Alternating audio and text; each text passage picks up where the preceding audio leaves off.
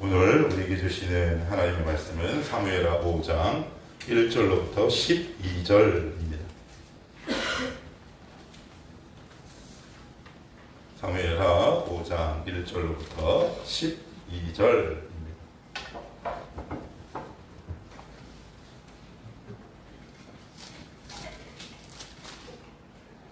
구약성경 470쪽입니다.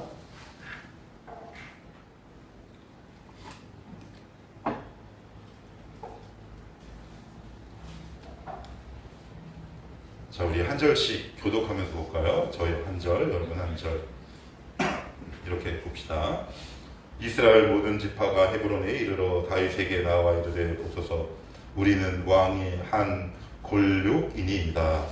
전에 곧 사울이 우리의 왕이 되었을 때에도 이스라엘을 거두려 출입하게 하신 분은 왕이시었고 여호와께서도 왕에게 말씀하시기를 내가 내 백성 이스라엘의 목자가 되며 내가 이스라엘의 주권자가 되리라 하셨나이다 하니라. 이에 이스라엘 모든 장로가 헤브론에 이르러 왕에게 나오매 다윗 왕이 헤브론에서 여호와 앞에 그들과 언약을 맺음에 그들이 다윗에게 기름을 부어 이스라엘 왕으로 삼으니라. 다윗이 나이가 30세의 왕위에 올라 40년 동안 다스렸을 때 헤브론에서 7년 6개월 동안 유다를 다스렸고 예루살렘에서 33년 동안 온 이스라엘과 유다를 다스렸더라.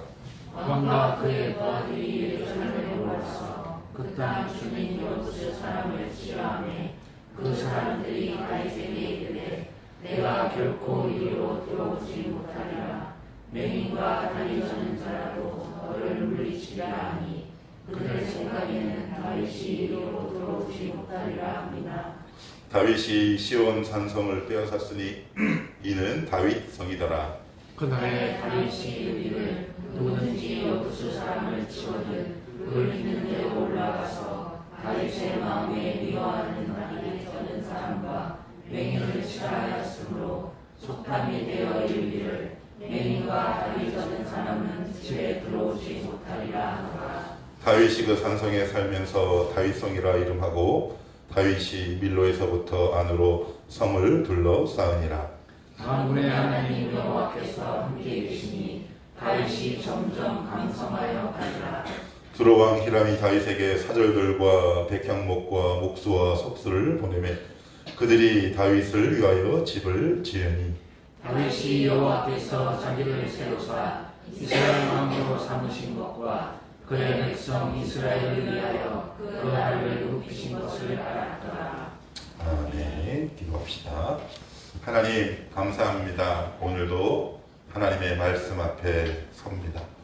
하나님 이 말씀이 우리의 온 영혼을 비추게 도와주시고 이 말씀이 우리의 생각, 감정, 의지 이 모든 것을 온전히 하나님 앞에 굴복할 수 있도록 이 시간 역사하여 주옵소서.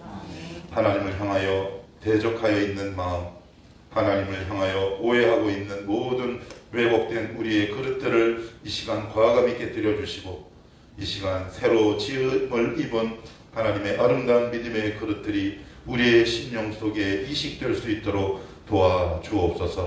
처음부터 끝까지 함께하여 주실 줄 믿고 감사하며 예수님의 이름으로 기도하옵나이다. 아멘. 먼저 정정할 게 있는데 독감은 아닙니다. 집사님. 제가 독감은 아니에요. 독감은 아니고요. 깜짝 놀랐어요. 제가 독감이었나? 하고 싶었는데 근데 아마 제가 엄살이 좀 심해서 아마 그렇게 느끼셨는지 모르겠는데 그래도 다행히 독감까지는 아니고 근데 참 묘한 게 아침에 일어났는데 이게 목이 좀 많이 부어서 말이 나올까 싶은데 우리 하나님은 참 말을 딱 할 수 있을 만큼만 안 아프게 하시네요. 그래서 참 신비하다라는 생각 들고요. 그리고 우리 원래 이 시간에는 말씀을 듣기에 앞서 우리 창립 기념주의를 맞아서 좀 소소한 작은 어떤 이벤트를 준비했는데 우리 병진이하고 수민이 우리 다음 주에 다시 한번 짬새 있게 해서 다시 하는 걸로 그렇게 하자. 알았지? 수민이 안타까워 아니면은 다행이야? 안타깝습니다. 그래. 내가 원한 대답이었어. 그치? 근데 오래 걸린다? 그래요. 오늘은 은혜의 자성, 이게 말이 좀 제가 듣고도 좀 어려웠어요. 은혜의 자력. 쉽게 얘기하면 이제 자석 얘기하는 거예요, 자석. 이제 그 말씀을 가지고, 이 제목을 가지고 같이 말씀을 한번 전하도록 하겠습니다. 신앙생활을 하다 보면 왜 그런 거 있잖아요. 내가 예를 들어서 어떻게 말씀을 붙들고 기도해요. 뭐 우리 교회 우리 표어처럼 내 입을 크게 열라, 내 입을 크게 열라. 그래서 내 입을 크게 열어서 막 기도를 합니다. 막 기도를 해요. 그런데 입을 내 나름대로 뭐 열심히 열어보지만 그 말씀의 의미에는 어떤 의미가 있냐면 내가 너에게 은혜와 축복을 주리라, 그 말씀이 있어요. 그런데 오라는 축복은 안 오고 내가 정말 싫어하는 고난과 환난이 올 때가 있어요. 그러면 내가 이거 이 말씀을 붙들고 계속 기도해야 되나? 아니면 내가 잘못 들었나? 이런 생각 혹시 들 때가 있으세요? 없으세요? 되게 많아요. 그래가지고 막 헷갈립니다. 이거 어떻게 해야 되지? 뭐 고민이 생기고요. 그러다가 정리가 되지 않으면 하나님을 향한 쓴 물이 확 올라오기도 하고요. 아니면은 이거 어떻게 기도해야 되지? 난감할 때가 있어요. 그런데 믿음은 있고, 그죠? 믿음은 있어요. 그 누구도 거부할 수 있는 확실한 믿음의 증거, 확신이 있다는 말이에요. 그러니 가기도 좀 그래, 그죠? 그런데 또 안 가기도 그래. 이걸 어떻게 해야 되나? 이게 참 난감할 때가 있더라고요. 여러분들도 그렇고 저도 역시 그래요. 하나님의 은혜는 복을 부르는 자력이 분명히 있어요. 그런데 우리의 고민이고 딜레마, 갈등이 뭐냐면 하나님은 어떠한 복을 어떤 개인이나 집단, 공동체에게 주실 때 고난이라는 위장된 가면을 통해 우리에게 다가오세요. 이게 죄송해요. 이건 많이 갈게요. 환장을 모르시고 고난이라는 위장된 가면을 갖고 우리에게 다가오세요. 그러면 구체적인 예가 한번 찾아봅시다. 출애굽기를 한번 찾아보시겠어요? 출애굽기 14장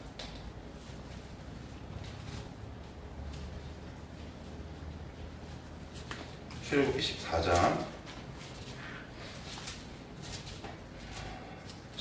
10절 한번 볼게요. 찾으셨어요? 예, 같이 한번 읽어볼게요. 시작. 바로가 가까이 올 때 이스라엘 자손이 눈을 들어온즉 애굽 사람들이 자기들 뒤에 이른지라 이스라엘 자손이 심히 두려워하여 여호와께 11절까지 그들이 또 모세에게 이르되 애굽에 매장지가 없어서 당신이 우리를 이끌어내어 이 광야에서 죽게 하느냐? 어찌하여 당신이 우리를 애굽에서 이끌어내어 우리에게 이같이 하느냐? 여러분 이런 고백 들 때가 있어요? 없어요? 여러분 신앙이 좋으면 좋을수록 이런 생각 들 때 있어요. 신앙이 좋으면 좋을수록 제가 금요일날 이런 말씀을 드렸어요. 이스라엘 사사시대에 옳은 대로 행했다라는 그 말의 이면에는 하나님과의 관계에 있어서 불편한 게 하나도 없다라는 의미라. 그런데 제한적인 존재인 인간과 절대자인 하나님과 관계를 맺어가는데 어떻게 불편함이 없겠어요? 심지어 이렇게 두 분도 오정이라는 사람과 이진성이라는 인격도 만나면 불협화음이 일어나고 갈등이 일어나는 판국에 어떻게 흠도 없고 정도 없고 거룩한 분과 인간인 우리가 교제하고 관계를 맺어가는데 거기에 왜 오해가 없겠습니까? 왜 갈등 국면이 없겠냐고요. 근데 오늘 여기 보면 요 말씀만 나오는 게 아니라 21절도 한번 찾아보셔야 돼요. 21절. 자, 21절, 14장 21절이에요. 자, 시작. 모세가 바다 위로 손을 내밀매 여호와께서 큰 동풍이 밤새도록 바닷물을 물러가게 하시니 물이 갈라져 바다가 마른 땅이 된지라. 맨 처음에는 뭐로 다가왔어요? 네, 고난으로 다가옵니다. 위장된 가면을 쓰고 우리 앞에 이렇게 다가와요. 이게 이제 우리가 되게 헷갈려하는 부분이에요. 아, 내가 여기서 더 가야 되나? 그런데 하나님은 위장된 축복, 즉 고난을 우리에게 이렇게 주세요. 그러면 이때 누가 슬쩍 개입할까요? 이 약간 틈이 벌어져 있는 나와 하나님 사이에 사단이 이렇게 들어와서 우리에게 이렇게 세뇌를 시킵니다. 너 있잖아, 진성아, 손녀라, 너 있지. 너 예수 이렇게 믿고 나름대로 최선을 다했는데 너 되게 어려운 일만 있었잖아. 그런데 그 하나님을 믿고 신뢰할 수 있겠니? 네가 믿는 하나님은 네가 무서워서 어쩔 수 없이 믿지만 사실은 내가 비밀을 알려줄까? 네가 믿는 예수는 사실 너에게 고난만 주는 존재다? 라는 생각을 한 번도 안 해보신 분? 저 했어요. 전 되게 많이 합니다. 이게 왜? 우리의 현실이거든요. 그래서 그 생각이 점점 커져요. 점점 커집니다. 그래서 내 안에 또 다른 확신과 심지어 믿음의 자리로까지 승격돼요. 참 놀랍죠? 무슨 자리로까지 승격된다고요? 믿음의 자리로. 하나님을 향한 믿음이 아니라 불신의 믿음이 우리 가운데 이렇게 다가와요. 근데 오늘 우리가 읽은 본문과 제가 좀 드리는 말씀과 전혀 관계가 없는 것 같은데, 자, 이제 본문 안으로 들어가면서 하나님이 그럼 어떻게 다윗에게 역사하셨고 그 다윗에게 역사하셨던 하나님 우리에게 어떻게 역사하시길 원하시는지 같이 한번 살펴봅시다. 자, 아까 우리가 읽은 본문으로 돌아갈게요. 자, 5장 1절입니다. 시작. 이스라엘 모든 지파가 헤브론에 이르러 다윗에게 나와 이르되 보소서 우리는 왕의 한 골육이니이다 그랬어요. 이게 무슨 얘기냐면 이스보셋이 죽거든요. 사울의 아들이. 그랬더니 다윗을 찾아가요. 다윗을 찾아갑니다. 근데 여기 보면 나왔다라는 이야기는 무슨 얘기냐? 다윗이 특별히 원한 것도 아니에요. 그런데 이런 거죠. 다윗에게 여기 있어요 하고 입술에다가 숟갈을 탁 떠서 입에다 대주는 단어예요. 이 단어가 다윗이 원한다고 해서 얻어지는 게 아니거든요. 왜 이런 결과가 생겼냐면 우리는 지금 아침 기도회 때 사무엘 상하를 쭉 봤어요. 다윗이 총 몇 년의 연단 기간을 겪었다? 15년. 그죠? 15년이라는 세월이 결코 만만하지 않은 세월이라는 말이에요. 그런데 그 지점마다 고난을 통해 다윗은 그 안에 불순물들이 제거되기 시작해요. 여러분 혹시 여기 동의하시나요? 우리 가운데 얼마나 많은 불순물들이 있는지. 하나님은 누구보다 우리에게 은혜와 복을 주시기를 원하세요. 그런데 이게 잘 안 믿어지는 거예요. 이게 왜 안 믿어질까요? 저는 몰랐는데 제 안을 보니까 불순물들이 너무 많은 거예요. 하나님을 향한 오해, 그리고 하나님을 향한 분노도 제 안에 있었어요. 심지어 하나님을 향한 두려움과 공포도 있었다고요. 내 안에 이런저런 모양으로 다양한 불순물들이 너무 많아요. 그런데 그런 상태에서 하나님께서 다양한 방법으로 우리에게 은혜와 복을 딱 허락하시면 그것이 과연 나에게 이득이 되겠냐? 그럴 수 없어요.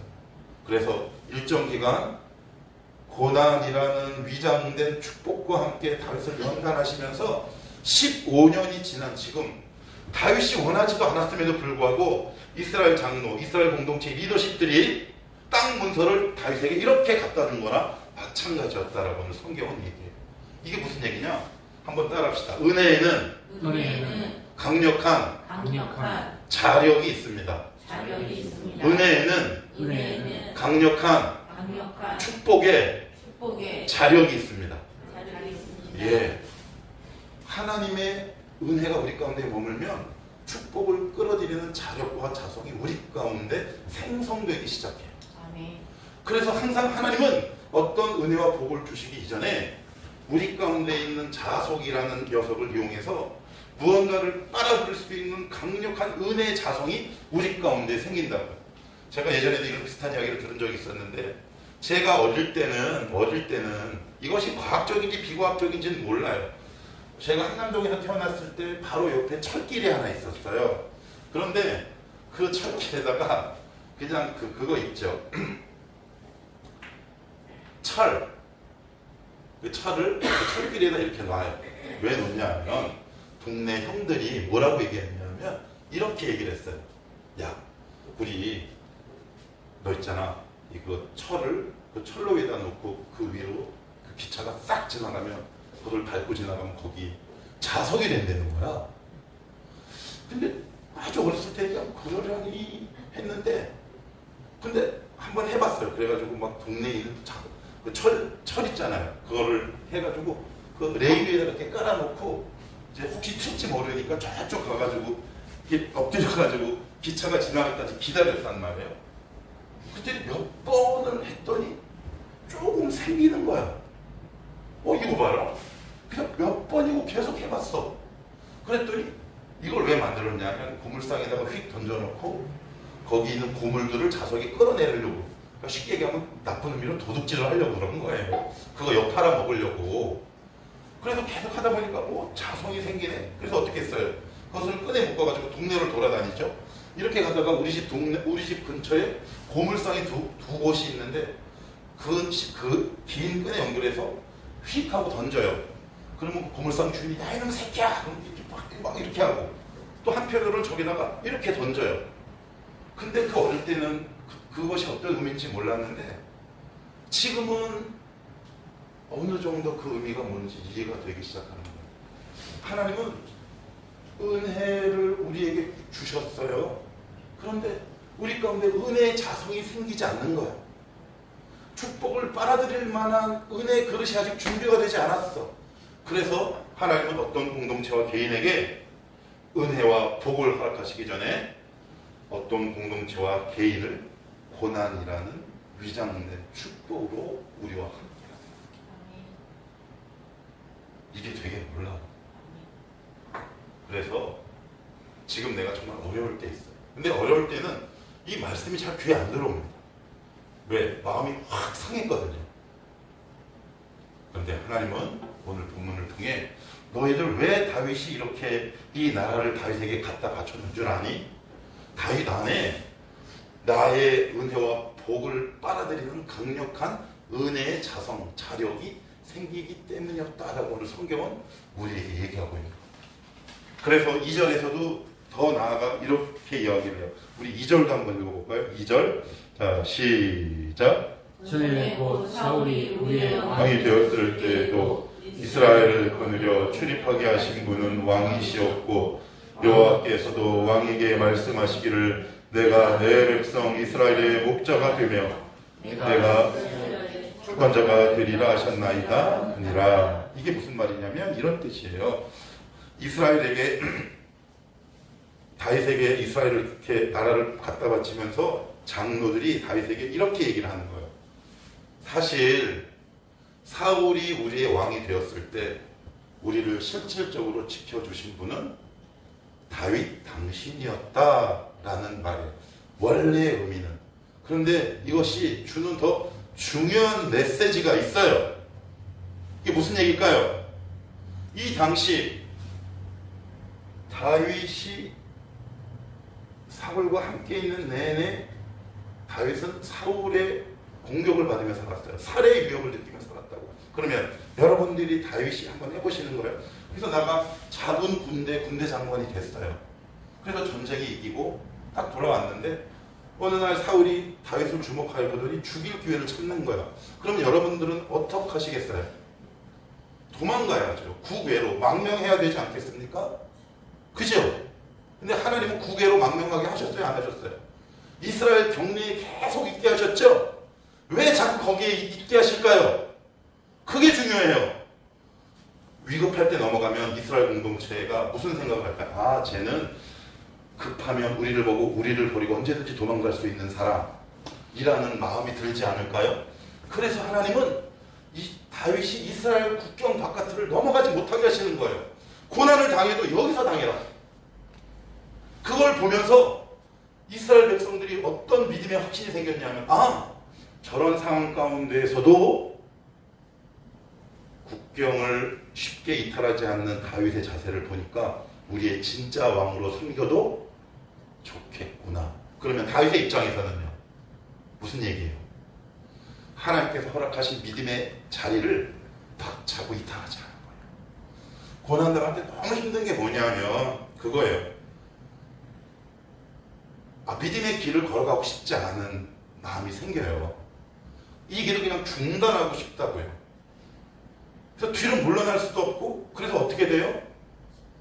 각각 자기들만의 해결책을 찾아요. 그거 있어요, 없어요? 주님과의 관계가 이렇게 어그러지거나 단절됐을 때 인간은 하나님을 만나야 영적 갈증이 해소되는데, 이런 일로 인해 나와 하나님과의 관계가 단절되면 각각의 해결 방법들이 있어요. 어떤 사람은 유흥을 좋아하고요, 어떤 사람은 댄스를 좋아하고요, 어떤 사람은 술에 빠지기도 하고요. 각각의 자기만의 하나님이 있다고요. 그런데 오늘 본문은 2절은 우리에게 이렇게 말하고 있는 거예요. 너 지금 어려운 길이야? 어려운 믿음의 자리에 있어? 그렇지만 국경을 이탈하지는 마. 내 은혜의 바운다리를, 여기를 벗어나지는 마. 거기서 몸부림치며 살아. 바로 그 말씀하고 있는 거예요. 우리는 쉽게 좌절해요. 우리는 원래 그래요. 우리의 믿음이 좋아요? 아니에요. 오죽하면 복음서에 뭐라 그래요? 나의 믿음 없는 것을 도와 주시옵소서, 이렇게 얘기하잖아요. 그 모습이 바로 우리의 모습 아닌가요? 그죠? 하나님은 우리에게 화려한 믿음의 액션을 취하는 것이 아니에요. 나는 지금 너무 하나님이 잘 믿어지지 않고 힘들고 외롭지만 그냥 있는 자리에서 그냥 가슴을 치며 그 믿음의 자리를 이탈하지 않는 것만 봐도 하나님은 우리에게 뭐라고 말씀하시냐? 너 지금 믿음 되게 훌륭하다라고 얘기하는 거예요. 그런데 우리는 그 자리를 막 넘어서요. 그러면 고난의 기간이 길어져요. 그보다 더 무서운 게 있다니까요. 한번 따라합시다. 하나님 나라에는 낙제가 없습니다. 낙제가 없습니다. 뭐가 없다고요? 낙제가 없어요. 여러분 벗어나셔도 돼요. 많이 벗어나 보세요. 그러면 똑같은 상황이 우리 심지어님 앞에 딱 나요. 이걸 테스트 해보시려면 해보세요. 저는 테스트 많이 했다가 많이 맞았어요. 막 웃으신다. 아유, 믿음 없는 이 목사 같으니라고 그러시면서. 하나님 나라에는 뭐가 없다고요? 낙제가 없어요. 낙제가 없어요. 여러분들이 이스라엘 국경과 끝을 만약에 탁 넘어간다고 치잖아요? 그러면 하나님이 그냥 용인하세요. 그런데 그 똑같은 상황과 그 사람과 여건과 직장과 모든 것들을 동일한 조건으로 여러분한테 다시 이렇게 주세요. 그것도 벗어나죠? 그러면 똑같이 주세요. 하나님 나라에는 뭐가 없다? 낙제가 없어요. 하나님 나라에는 낙제가 없어요. 이걸 뭐라 그럴까요? 한번 따라합시다. 하나님의 지긋지긋한 사랑. 이걸 사랑이래요. 성경은 이걸 사랑이라고 얘기해요.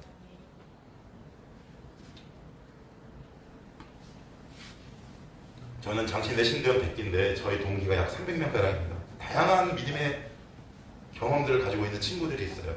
한 번은 우리 백기 동기들과 나를 갑자기 얘기를 하다가 어떻게 신학교를 들어가게 됐는지를 한번 얘기를 나눈 적이 있는데, 어떤 친구는 그런 이야기를 하더라고요. 개척교회 목사님 아들이에요. 그런데 개척교회 뻔하잖아요. 뻔하잖아. 그래서 이제 그 친구가 이제 그 드럼을 이제 쳐가지고 어느 날 아빠가 그랬대요. 너 여기 드럼 한번 쳐라 그랬는데 그게 그렇게 싫더래요. 싫잖아요. 누가 좋겠어요. 그죠? 인원도 몇 명 없는데. 그래도 우리는 한 20명이라도 되지. 그래서 몇 명이냐 그랬더니 3명 교인이 출석했는데 뭔 드럼이요. 드럼 소리가 훨씬 크지. 찬양 소리 하나도 안 들리겠다. 그런데 그래도 예배를 좀 원활하게 드리기 위해서 드럼을 치라고 그랬는데 나이가 되게 젊은 친구였는데 너무너무 싫었대요. 그런데 이제 신대원에 딱 들어가가지고 이제 그 우리 장신대 신대원에서 백기에서 뭘 모집했냐면 드럼으로 부흥의 장신대 가면 사경회라는 게 있는데 거기서 드럼 치는 사람을 모집한대. 그래가지고 딱 갔는데 너무 많이 응시를 했는데 뭐 40명 가까이가 딱 됐는데 이 친구가 딱 된 거야.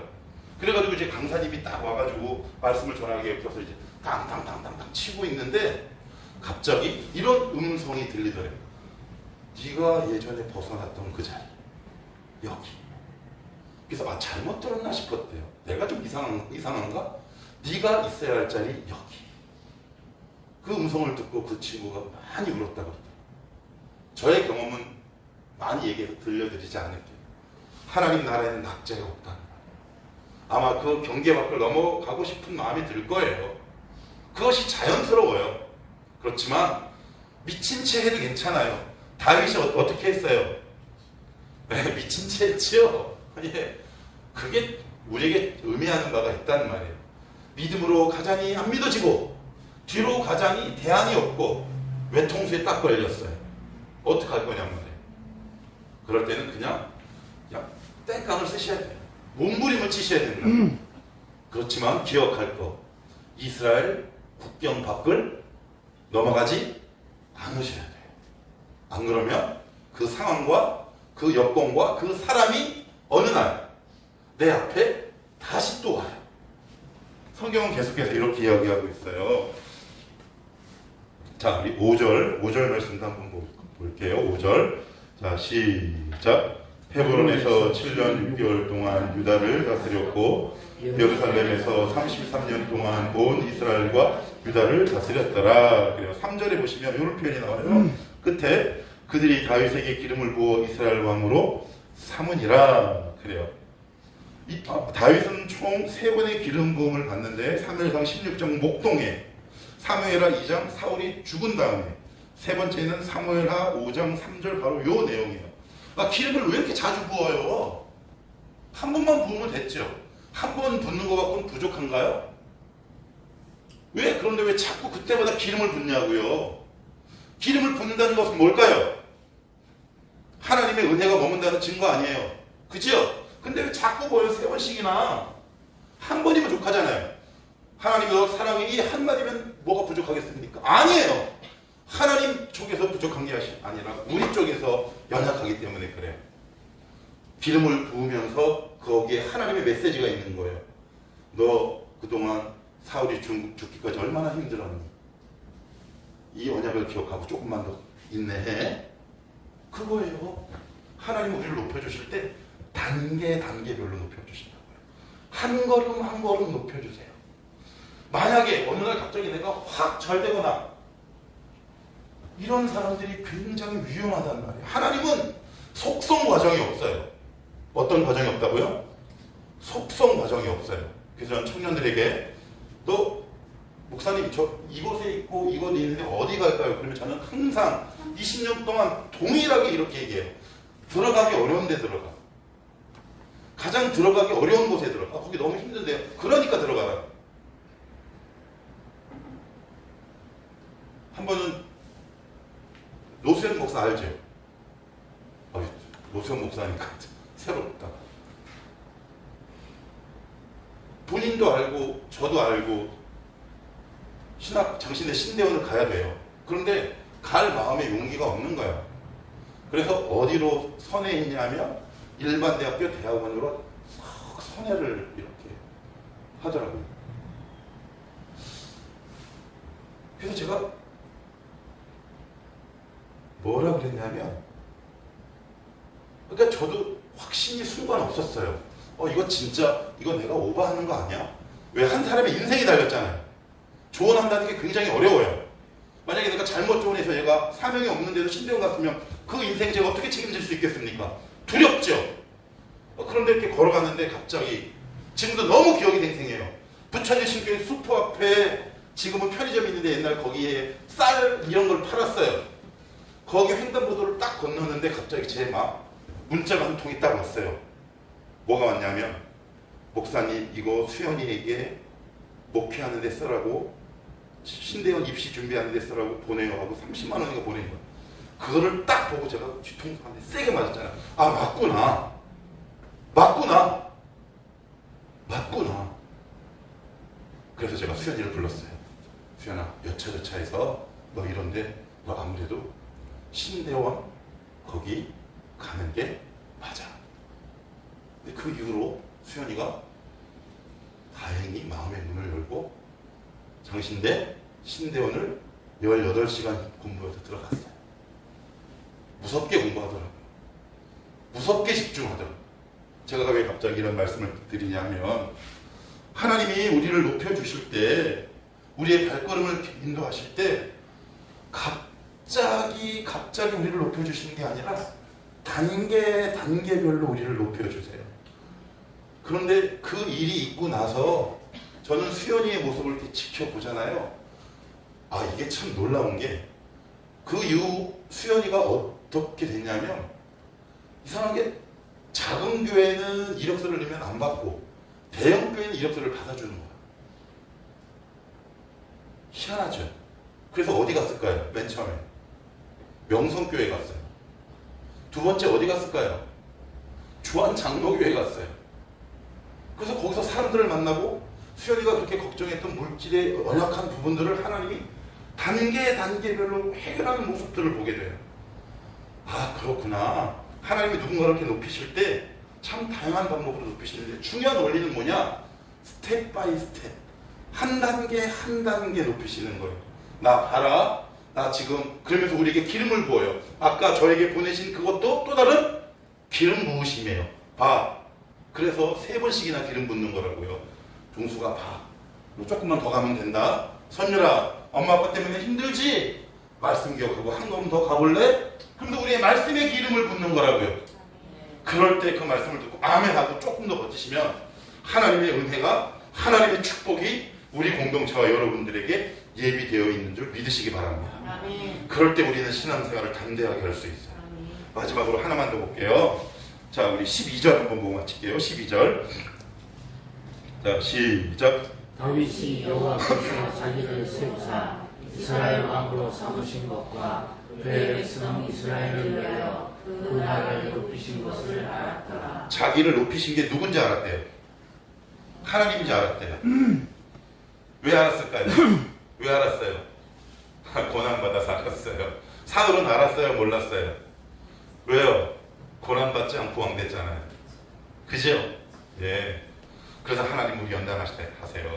그런데 그 연단받은 자에게 주시는 은혜의 폭과 깊이가 얼마나 놀라운 줄 아세요? 여러분 10절 보시면 깜짝 놀랍니다. 10절 자 11절입니다. 11절 시작. 두로왕 히람이 다윗에게 사절들과 백향목과 목수와 석수를 보내매 그들이 다윗을 위하여 집을 지으니. 두로왕은 이방왕이죠. 그런데 여기에 심각한 성서적 오류가 있어요. 그건 뭐냐? 이 당시 두로에 히람이 있었는데 아직 왕이 되기 직전이에요.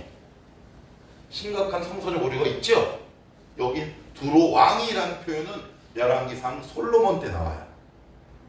20년 이후에 일어났던 일이란 말이에요. 그럼 사무엘이 이렇게 심각한 오류를 범했다고? 그래서 어떤 학자들은 이렇게 얘기해요. 거봐, 성서에 얼마나 많은 오류가 있냐. 아니에요. 두로왕 히람이 다윗을 위해 집을 지어줄 정도로 다윗에게 임했던 하나님의 역사가, 은혜가 이스라엘 공동체를 관통한 거예요. 더 쉽게 얘기할까요? 내가 하나님 말씀으로 연단받고 그리고 고난을 여러분들이 성실하게 받으면 우리 가운데 임한 하나님의 은혜가 이 공동체를 벗어나는 겁니다. 그것이 내가 의도하든 내 주위에 있는 주변 사람들에게 미치게 되는 거예요. 한 번도 다윗은 두로왕 히람에게 영향을 끼치려고 한 적이 없어요. 그는 그냥 묵묵히 자기의 삶을 살아온 것 뿐이에요. 연단 받았어요. 고난 받았어요. 그런데 그 영향력이 믿지 않는 사람에게까지 영향을 미친다고요. 우리 지금 혼자 다니는 지체들의 고민이 뭐예요?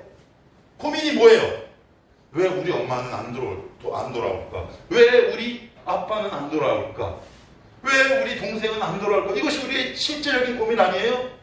그런데 오늘 성경은 뭐라 그래요? 얘들아, 걱정하지 마라. 너희가 오늘도 말씀을 붙들고 내 연단과 고난을 잘 받으면 채미 안에 있는 은혜가 폭발할 거야. 그것이 기명이라는 한 인격을 폭격할 거다. 지금 그 말씀하고 있는 거예요. 하나님의 은혜는 이스라엘 안에 갇히지 않아요. 우리 안에 갇히지 않는다고요. 그래서 결국 이것이 흐릅니다.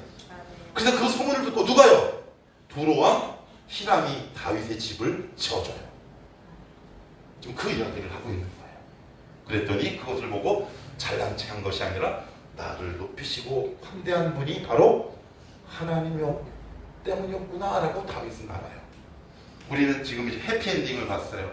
해피엔딩 봤어요. 그런데 해피엔딩이 있었지만 그 출발은 고난이 있었어요.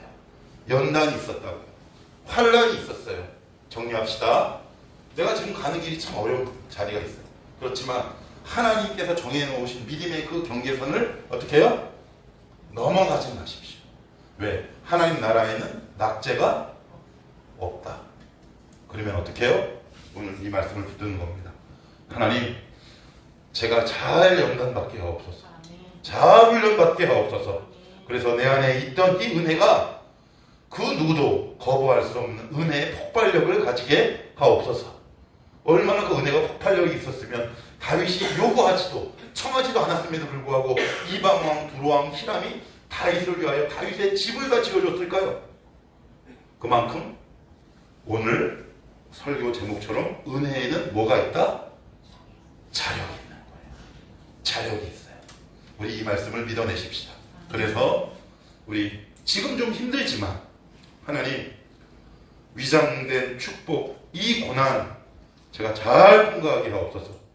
그래서 하나님께서 우리를 세우시고 주시기로 한 모든 은혜와 축복들을 마음껏 누리는 멋진 우리 청아람교회 교인들, 이 교회 식구들 다 되게 하옵소서.